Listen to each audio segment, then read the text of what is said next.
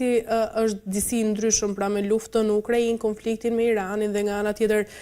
mosbesimin në rritjen ndaj aleatëve europian dhe pyetja pra nuk është më teorike tashmë, por a mundet vërtet një president amerikan ta nxjerrë Washingtonin nga Aleanca Atlantike dhe më pas do të rikthehemi sërish te konflikti i Iranit. Kam të ftuar ditën e sotme gazetarin në Moskë, zotin Misha Pumo. Ju përshëndes kënaqësi. Përshëndetje, kënaqësia ime. Zoti Pumo, atëherë për ta nisur rinë kohë kur NATO konsiderohet një nga shtyllat kryesore të sigurisë perëndimore, çdo diskutim për largimin e SBA-s krijon disi pasiguri globale dhe nga ana tjetër dhe tension diplomatik. Si e shihni pra, do të ishte një dalje e mundshme e SBA-s nga NATO, ndoshta një goditje fatale për rendin aktual ndërkombëtar? Gjithçka është e mundur, dekretat e presidentit Trump janë shumë serioze. Sinqerisht, unë nuk besoj shumë që kjo gjë do të ndodhë, por mundësitë dhe le themi rreziku për shpërbërjen e NATO-s ekziston. Deklarata e presidentit amerikan mbas qëndrimit të aleatëve tashmë në thonjza, mund të themi, të Shtetet Bashkuara të Amerikës, siç janë vendet perëndimore të Europës, që nuk e ndihmuan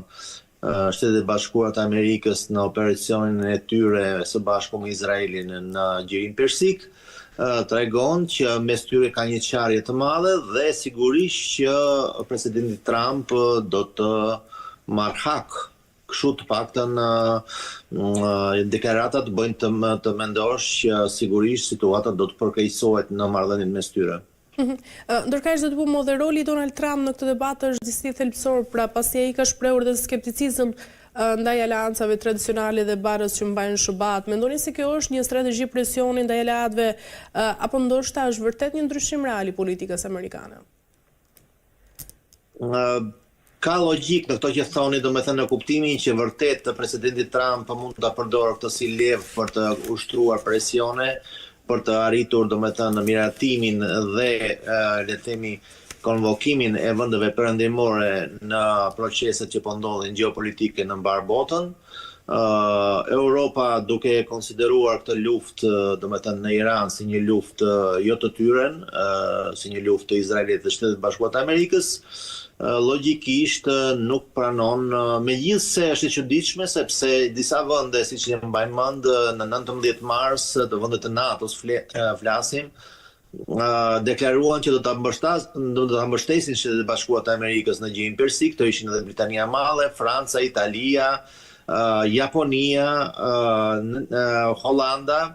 Pra këto shtete ne themi në fjalë e përkrahën domethënë luftën amerikane, por de facto pastaj u tërhoqën dhe u penduan ndoshta apo përfitonin kohë. Kjo është një gjë që do ta mësojmë më tej, por në vijim. Por fakti është që në Gjirin Persik Shtetet Bashkuara të Amerikës janë së bashku me Iranin dhe vendet e Gjirit sigurisht, por jo me aleatët e tyre tradicional. Pra një gjë që më përpara nuk ka bërë vaki kurrë. Ndërkaq ligji amerikan përfshin edhe vendos, zoti Pumo, pra kufizime mbi fushinë e presidentit për të marrë vendime të njëanshme në çështje të tilla pra madhore, siç është edhe kjo. Mendoni se mjaftojnë të gjitha këto mekanizma për të ndalur një vendim ekstrem siç është ky si dalje nga NATO? Po, Shtetet Bashkuara të Amerikës kanë ligje demokratike dhe ato rregullojnë domethënë pjesëmarrjen e Shtetet Bashkuara të Amerikës në një organizatë apo një tjetër, në një organizatë ku le të themi kryesore, thelbi dhe bërthama e kësaj organizate janë veç Shtetet Bashkuara të Amerikës. Nuk mendoj që do të arrihet të shpërbëhet NATO, edhe me procedurat ligjore që mund të iniciojnë nga administrata e presidentit amerikan, derisa të de facto do të realizohet një gjë e tillë, do kaloj shumë kohë dhe ndoshta edhe presidenti amerikan do të rizgjidhet tjetëri. Prandaj nuk është e thënë që kjo do të ndodhë de facto, mirë po një shokim i madh, le të themi aleancës perëndimore, një rindarje e interesave strategjike gjeopolitike në botë po ndodh që tani. Këto janë ndryshime tektonike, këto janë gjëra historike që në shumë mënyra Shtetet Bashkuara të Amerikës po e ndryshojnë qëndrimin e tyre ndaj botës. Por në të gjitha këto, do me thënë, le më njanë të ashti drejtësinë dhe a kanë të drejtësitë e Bashkuara të Amerikës të vendosin këtë apo të regjim në një vend të caktuar të botës, të rëmbejnë një president apo të bëjnë një inkursion ajror duke shkathuar me mira viktima në një vend të sovran. Kjo është, do me thënë, ana e medaljes, do me thënë, ana e asaj me sa kanë të drejtë, nuk flasim vetëm për Shtetet e Bashkuara të Amerikës, për çdo lloj shteti që sulmon një shtet tjetër. Dhe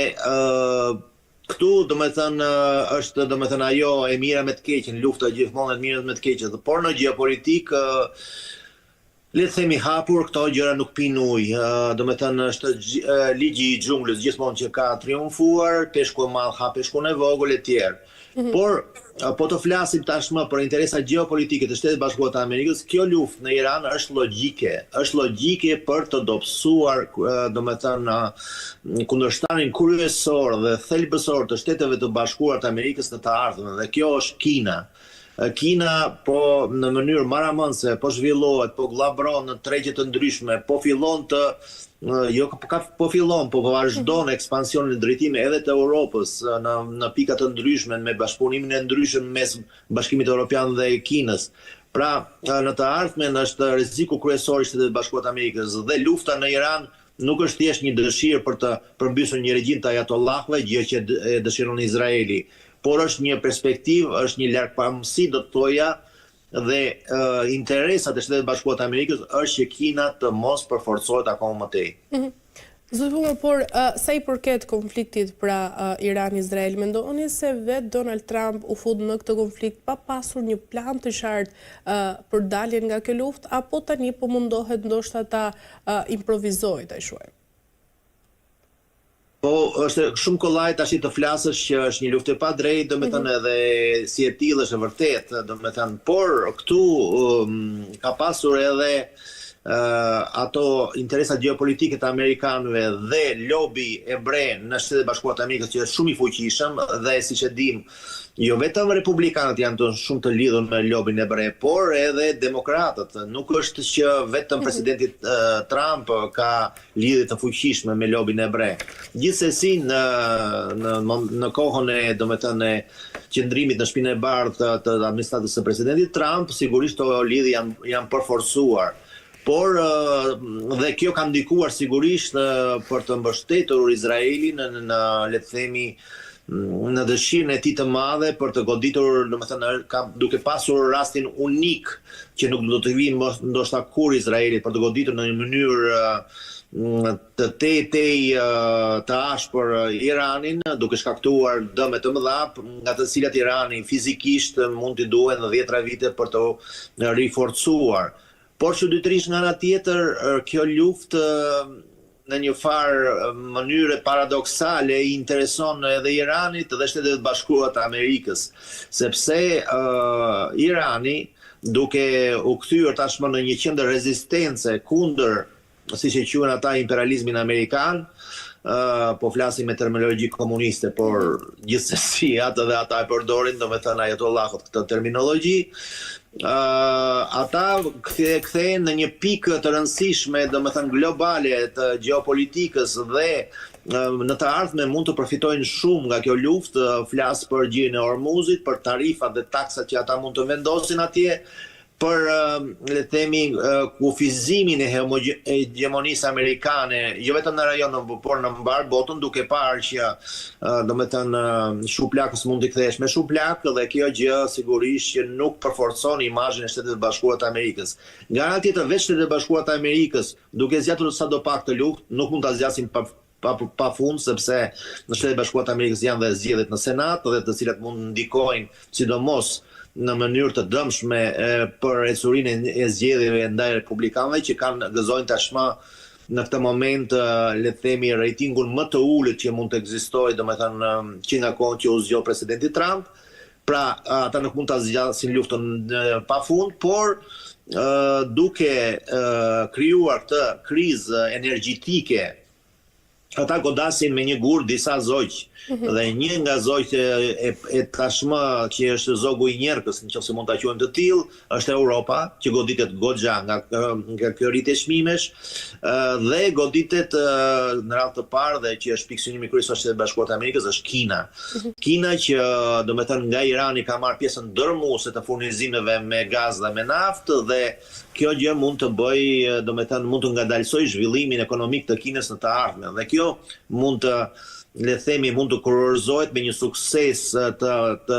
ardhshëm për administratën amerikane duke të deklaruar që neve riforcuam pozitat tona botërore në të ardhmen dhe dobësuam Kinën. Gjë që mund të shërbej pastaj më tej si një tramplim për zgjedhjet e ardhshme ashtu si në Senat ashtu edhe presidenciale. Për të kuptuar, pse SBA vendosi që të investoj në këtë konflikt pra kaq shumë për Izraelin? Është e thjeshtë që është lobi hebrej ai që ka bërë gjithçka të mundur dhe të pamundur që Amerika të përfshihet në këtë luftë.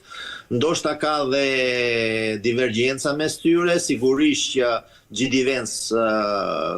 flitet që është më i rezervuar dhe më, le të themi, pro paqes se sa për shembull Mark Rubio që është një nga falkonjtë e luftës, flitet të paktën në administratën amerikane. Dhe vetë domethënë MAGA lëvizja që u bazua kryesisht në themi në parulla izolacionaliste, domethënë që Amerika në radhë të parë duhet të zhvillohet të përmirësojë kushtet e jetesës së vetë amerikanëve dhe të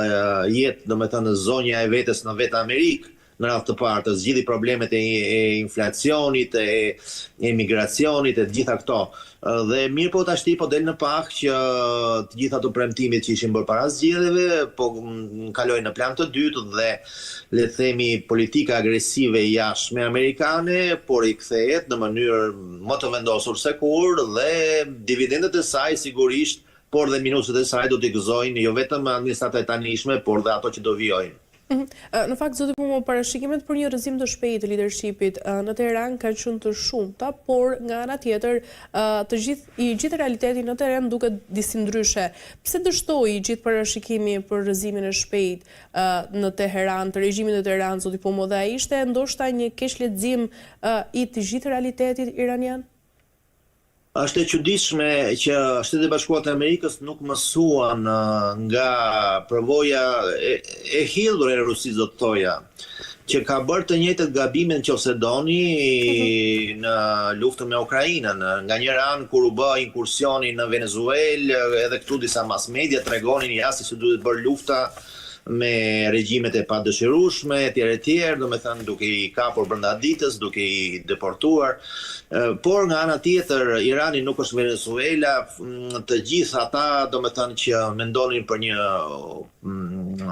disfat të shpejtë të Iranit e bën hesapin pa hanxhin. Le të themi që Irani është një shtet shumë i fuqishëm që historikisht ka qenë një perandori dhe ka ngelur si e tillë pasi le të themi territori i Iranit është goxha i madh, ka shumë nacionalitete që jetojnë atje dhe kuptohet që ka një regjim specifik që tashti flasin për drejtat e njerëzit, është një çik pa sens dhe nuk na takon ndoshta neve, është populli iranian ai që duhet t'i bëj këto pyetje vetes, a dëshiron ai të jetojë në këtë lloj regjimi dhe a mundet, dhe është prerogativa e tij të vendosi. Por kur flasin për drejtat e njerëzit, pse nuk flasin për drejtat e njerëzit për shembull në Arabinë Saudite? Sauditët janë më demokratik se sa Irani. Prandaj këtu sigurisht që janë interesa geopolitike, strategjike, ekonomike, në radhë të parë ekonomike, sepse të gjitha luftrat bëhen për ekonominë. Domethënë për të fituar, për të marrë le të themi kontrollin ndaj domethënë shpërndarjes dhe shitjes së naftës dhe të gazit që është, siç e dim, ngjiri persik është pika kyçe botërore, le të themi, në këtë drejtim. Prandaj dhe këto gjëra përputhen edhe me dëshirën, le të themi, luftënxitëse të Izraelit, që ka qenë gjithmonë një faktor destabilizimi. Po nga njëra anë kur flasim për destabilizim nuk bëhet domethënë destabilizimi pa aftësinë totale të vendeve arabe dhe atyre nga njëra mirë t'ju bëhet, sepse janë të gjithë njëri kundër tjetri, domethënë, dhe Izraeli gjithmonë në mënyrë shumë finoke ka përdorur atë strategjinë e Cezarit për çave sundo. Prandaj situata ishte shumë e volitshme, Izraeli sigurisht që është domethënë ai që i hedh benzinë luftës vazhdimisht, mirë po Shtetet e Bashkuara të Amerikës shikojnë tashmë dhe në një farë mënyrë dhe interesat e veta do të shikojnë, do të jenë të detyruar të shikojnë. Prandaj dhe presidenti Trump deklaroi që për 2-3 javë lufta do të përfundojë. 3 ditë përpara kësaj diçka dinte Putini që deklaroi të njëjtën gjë. Domethënë ka mundësi që këtu ka dhe ujdira që ne nuk i dim, por që aty lart i kanë vendosur që do bëjmë kaq luftë për të arritur kuotën për shembull të naftës edhe gazit me këtë lloj çmimi, ti fiton kaq, unë fitoj kaq. Domethënë janë pazare superfuqish, po sigurisht që nuk flitet këtu për një marrëveshje të Rusisë me Shtetet e Bashkuara të Amerikës për këtë luftë. Shtetet e Bashkuara të Amerikës nuk kanë pyetur asnjëri për këtë luftë përveç Izraelit. Por sidoqoftë në një farë mënyre Rusia është e moderuar por për krah Iranin, por edhe po të shikojnë domethënë retorikën, domethënë duke që dënojnë luftën etj, ndihma është kufizuar, domethënë të paktën publikisht deklarojnë që neve ndihmojmë në anën humanitare. Pra ndruen të thonë që ndihmojnë dhe në anën ushtarake. Megjithëse Ministri i Jashtëm Lavrov ka deklaruar që neve ndihmojmë edhe me materiale ushtarake, por jo tha me dron dhe me sekrete ushtarake, gjë që mund ta bëjë fare mirë Kina. Zëpo më nga nga tjetër, nëse ky konflikt do të zjas për vite dhe ndërkaq do të dalë jashtë kontrollit, kush do të mbajë përgjegjësi dhe nga nga tjetër sa të rrezikshme do të jenë pasojat ekonomike? Nuk besoj që kjo luftë do zgjasë shumë, nuk e kanë as dëshirën as kapacitetin, sa do të jenë të fuqishëm Shtetet e Bashkuara të Amerikës, ata me këtë intensitet të bombardimeve në Iran nuk kanë mundësi të vazhdojnë pafund këtë luftë. Duhet në radhë të parë të prodhohen dhe flitet që për të prodhuar atë sasi municione që Shtetet e Bashkuara të Amerikës konsumojnë në Iran duhen 5 vite. Të prodhohet, domethënë në Shtetet e Bashkuara. Kuptoj që ka dhe shtete tjera që prodhojnë për Amerikën etj. Por gjithsesi është e palogjikshme dhe pastaj është një luftë që nuk mund të kthehet në e dëmshme edhe nga ana ekonomike në mënyrë të hapur, sepse një dron i vogël që kushton disa mijëra dollar mund të goditet nga një raketë për të shpëtuar sigurisht dëmet më të mëdha për të kufizuar dëmtimet e mëdha të qyteteve, nga një raketë që kushton disa milion dhe kështu vazhdimisht. Dhe kjo është një luftë pastaj që sjell shkatrime dhe deformime ekonomike në vendet që ushtrojnë këtë luftë. Prandaj nuk besoj që është me leverdi të madhe zgjatja e luftës gjithsesi, por një interes i pjesshëm, i përkohshëm nga efekti shok që krijojnë çmimet e naftës dhe gazit, sidomos për Europën dhe Kinën, për Shtetet e Bashkuara të Amerikës është i dëshirueshëm dhe është një nga frytet e luftës. E qartë, nga ana tjetër zoti po mos e rrezikshëm është i gjithë ndeku mes Shteteve të Bashkuara të Amerikës dhe Izraelit për mënyrën se si duhet të vazhdojë lufta dhe raportet mes aleatëve tradicional sigurisht janë jetike për të gjithë stabilitetin global, por dallimet strategjike nganjëherë mund të tregojnë edhe të krijojnë edhe tensione serioze. Është e vërtet, po gjithsesi kur flasim për lobin hebre,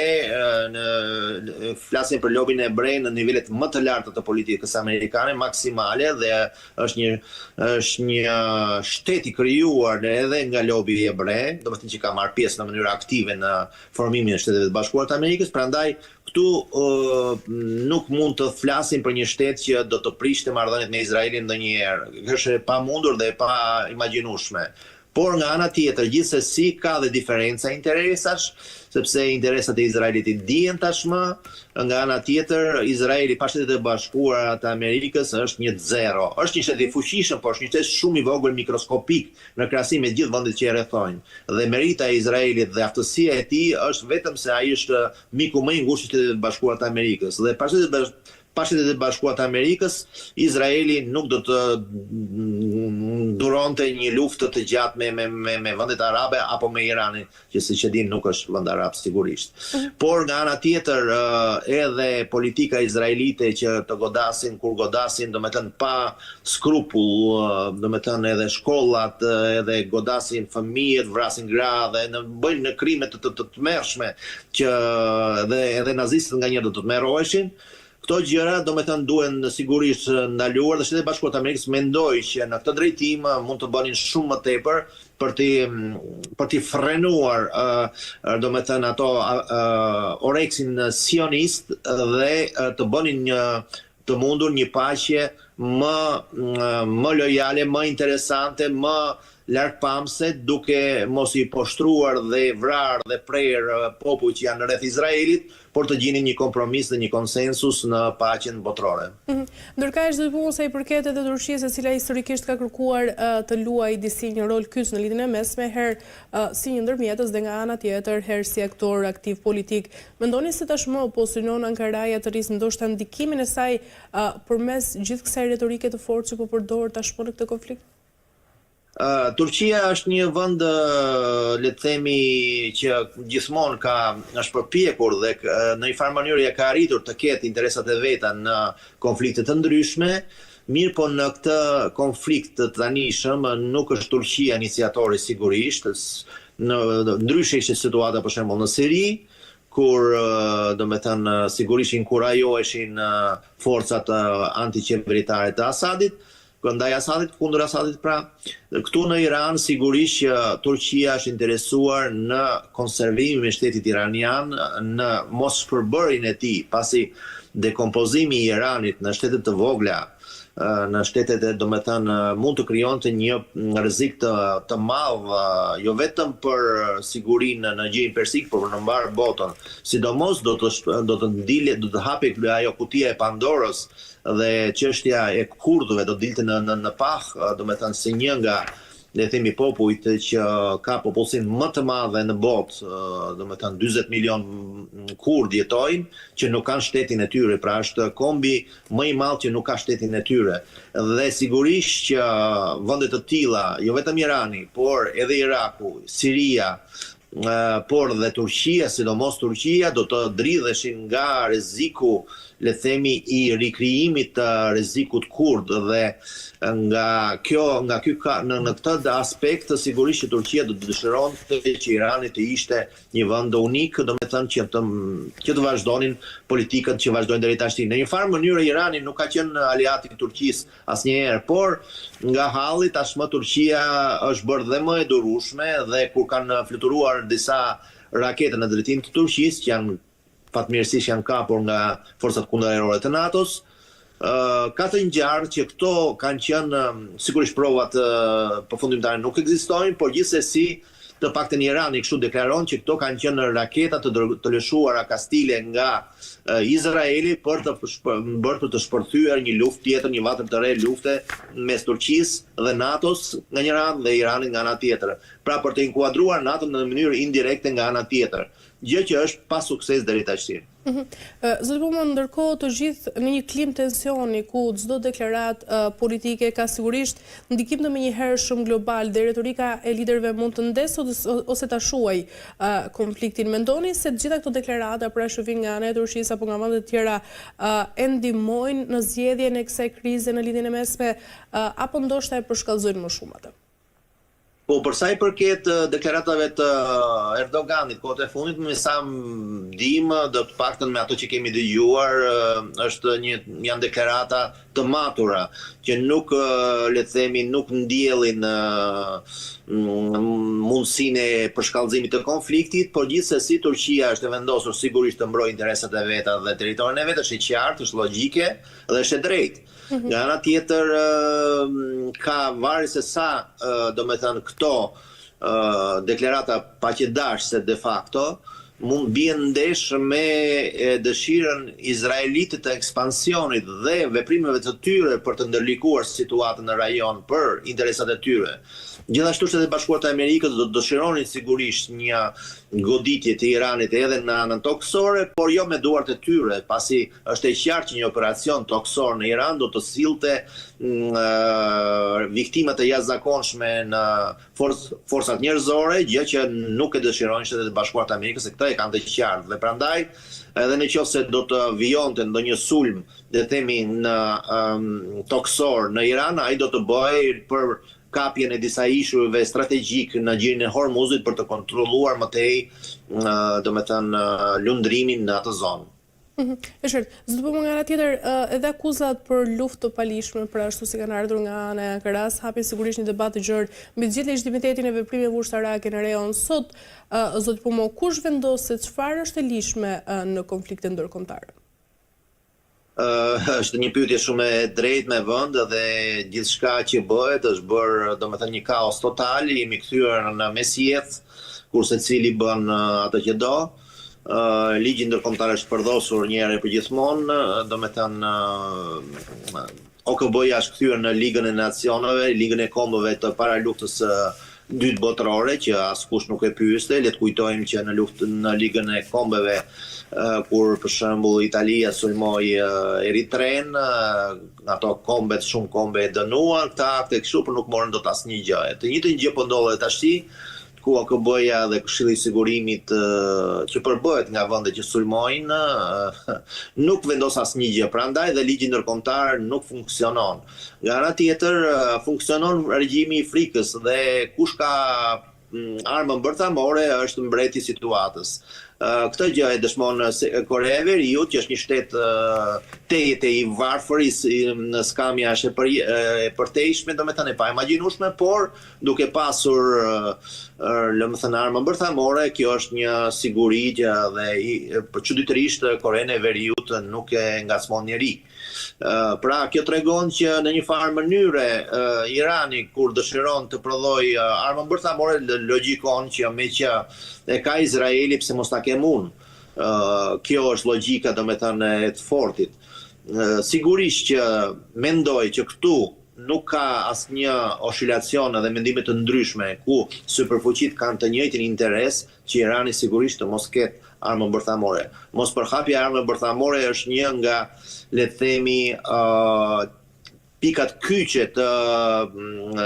mënjanimit të një lufte të mundshme bërthamore në të ardhmen. Prandaj ndoshta dhe shpresat për një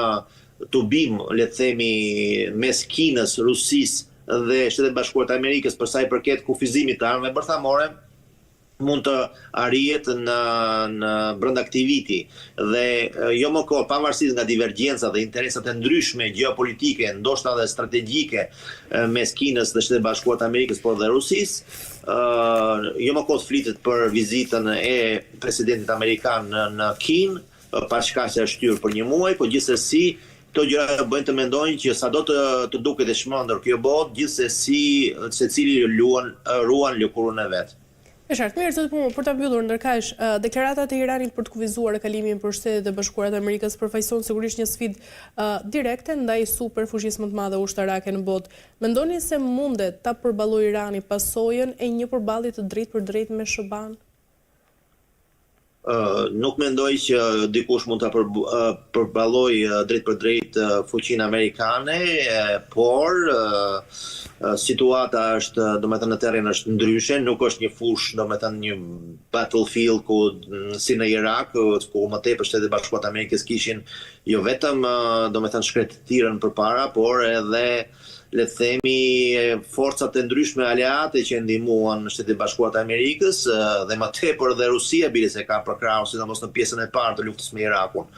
Ndërsa këtu situata është komplet ndryshe, është ndryshim thelbësor. Irani sigurisht që është më i sofistikuar, ka një relief të ndryshëm me male, me pengesa natyrale, me fortifikime të jashtëzakonshme dhe jo më larg se dje ata publikuan domethënë nën tokë depozita të ndryshme të mëdha të jashtëzakonshme me armë, municione. Dhe çuditërisht Irani doli që ka dhe një, le të themi, një përgatitje të mirë raketore dhe flitet që të paktën 1/3 e rezervave të raketave në Iran vazhdon të disponojë, gjë që përbën një rrezik të madh, jo aq për Shtetet Bashkuara të Amerikës dhe bazat e tyre që tashmë janë në një farë mënyrë evakuuar ose janë marrë masa pavarësisht se goditjet vazhdojnë çdo ditë pothuajse, por më tepër rreziku është për Izraelin që edhe Iron Dome, pra kjo kupula e hekurt që e lavdëronin vazhdimisht, doli që është jo shumë efikase ndaj raketave izraelite. Mirë po çuditërisht doli që edhe disa raketa iraniane janë më tepër efikase ndaj edhe sistemeve Patriot që janë përdorur për shembull në Katar dhe iranianët goditën një rezervuar të madh gazi që shkaktoi edhe rritjen e mëtejshme pastaj të çmimit të gazit në botë. Dhe këto sigurisht këto mundësi e bëjnë Iranin shumë më të rrezikshëm, shumë më të qëndrueshëm, por sigurisht që në qoftë se trupat e NATO-s për shembull do të supozonim që do futeshin në territor me humbi të jashtëzakonshme, sepse kjo nuk diskutohet, kuptohet që nga të dyja palët, po do të ishte një luftë e përgjakshme që do të sillte ndoshta fitoren e përkohshme, por edhe po të arrinin në një fitore të tillë, të qëndrosh ta mbash fitoren më tej pastaj me trupa okupuese